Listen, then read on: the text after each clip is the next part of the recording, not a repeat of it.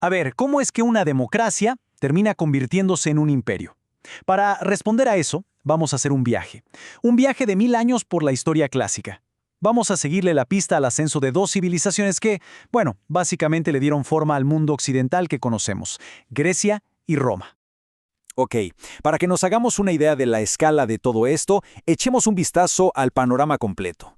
Esta línea de tiempo es como nuestro mapa. Miren, aquí arranca todo, desde la aristocracia gobernando en Atenas, luego, ¡pum!, se funda la República Romana, y terminamos acá, con el nacimiento del imperio. Estamos hablando de 1000 años de cambios que fueron, bueno, monumentales. Nuestro recorrido de hoy va a tener, digamos, 6 partes.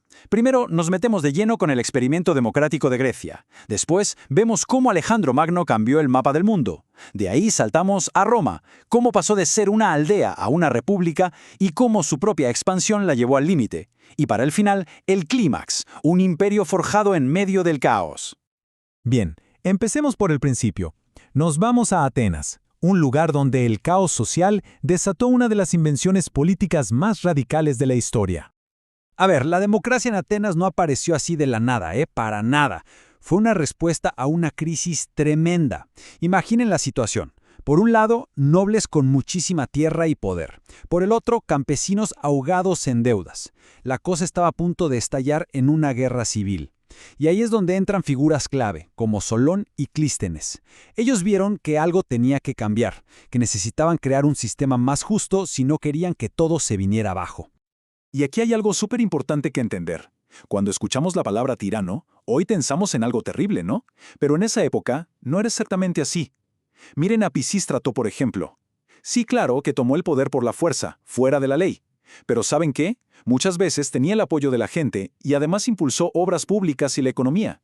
O sea, eran figuras mucho pero mucho más complejas que un simple villano. De hecho, el miedo a que volviera a gobernar uno solo era tan, pero tan grande, que los atenienses inventaron algo increíble: el ostracismo. Básicamente era un mecanismo para proteger su recién estrenada democracia. Si veían que alguien se estaba volviendo demasiado poderoso, ¡zas!, podían votarlo y mandarlo al exilio por 10 años. Una especie de tarjeta roja política. Pero bueno, como suele pasar, la edad de oro de Atenas no podía durar para siempre. Después de la gloria de las guerras médicas contra los persas, ¿qué pasó? Las ciudades griegas se pelearon entre ellas. La famosa guerra del Peloponeso fue devastadora. Un conflicto entre hermanos que las dejó totalmente agotadas y divididas. Y claro, ese vacío de poder, alguien lo iba a llenar. Y ese alguien venía del norte. Ese poder era Macedonia, y su rey, Filipo II, logró lo que parecía imposible, lo que las ciudades griegas, con todo su orgullo, nunca pudieron hacer por sí solas: unificarlas a todas bajo su mando. Y su hijo era Alejandro. Él tomó esa fuerza unificada que le dejó su padre y la lanzó contra el mundo. Lo que vino después fue, sin exagerar, una de las campañas militares más alucinantes y ambiciosas de toda la historia. Ahora, uno podría pensar que el gran legado de Alejandro fue su imperio gigantesco, pero la verdad es que no. Su imperio se hizo pedazos apenas él murió. Lo realmente increíble, lo que perduró, fue la cultura. Alejandro creó algo totalmente nuevo, el mundo helenístico.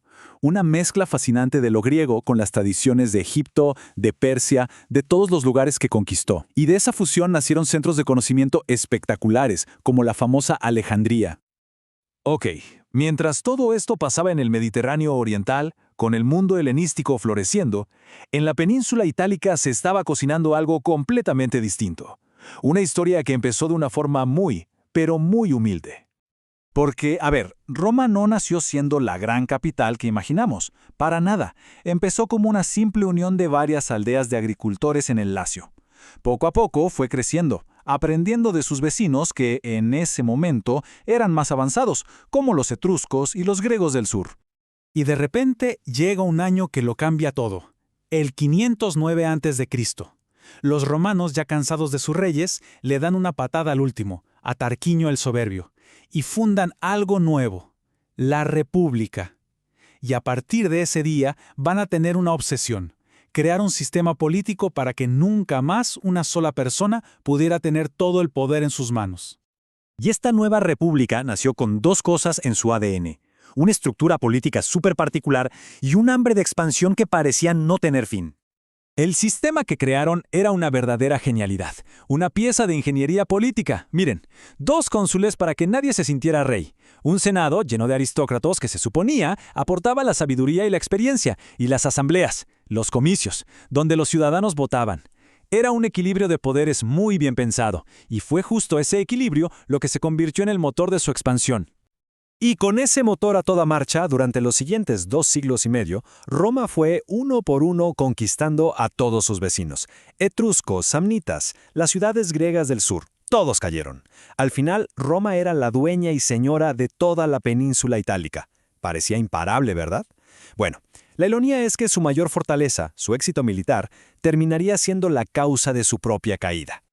Y aquí es donde la historia se pone realmente interesante. Vamos a analizar esta paradoja. ¿Cómo es posible que la expansión, el mayor éxito de Roma, fue precisamente lo que terminó por destruir su república? ¿Por qué? Bueno, la respuesta es que toda esa riqueza, todas esas tierras nuevas que venían con las conquistas, no se repartieron de forma equitativa. Al contrario, crearon unas divisiones sociales y económicas brutales dentro de Roma, que empezaron a romper todo desde adentro. El tejido social de la república se estaba desgarrando. Y ese conflicto se puede resumir en 2 bandos que se odiaban a muerte. Por un lado, los optimates. Pensemos en ellos como la élite conservadora, los que querían que nada cambiara y que el Senado mantuviera todo el poder. Y por el otro lado, los populares. Ellos eran los reformistas, políticos ambiciosos que se dieron cuenta de que podían ganar mucho poder si conseguían el apoyo de la gente común y sobre todo del ejército. Como se pueden imaginar, esta tensión no se quedó solo en debates políticos. Explotó. Y lo hizo de la peor manera posible, con un siglo entero de guerras civiles, una tras otra, cada una más sangrienta que la anterior.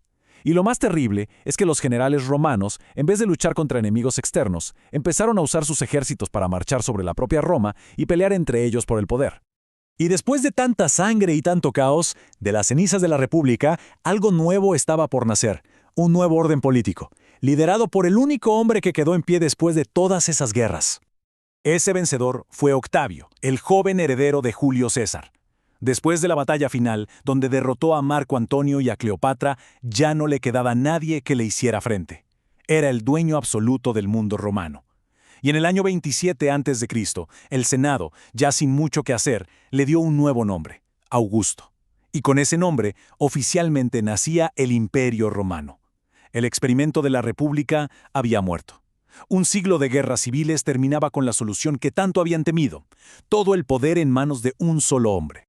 Y es justo aquí donde las 2 grandes historias que hemos estado siguiendo, la de Grecia y la de Roma, por fin se cruzan, porque este nuevo y todopoderoso imperio romano se tragó uno por uno a todos los reinos helenísticos que habían dejado los generales de Alejandro. Por primera vez en la historia, todo el mar Mediterráneo estaba unido bajo un único poder, Roma. Lo que nos deja con una última pregunta, una que todavía resuena. ¿La muerte de la República Romana fue una tragedia que se pudo haber evitado? ¿O fue quizá el precio inevitable que Roma tuvo que pagar para encontrar la paz y, en última instancia, para sobrevivir?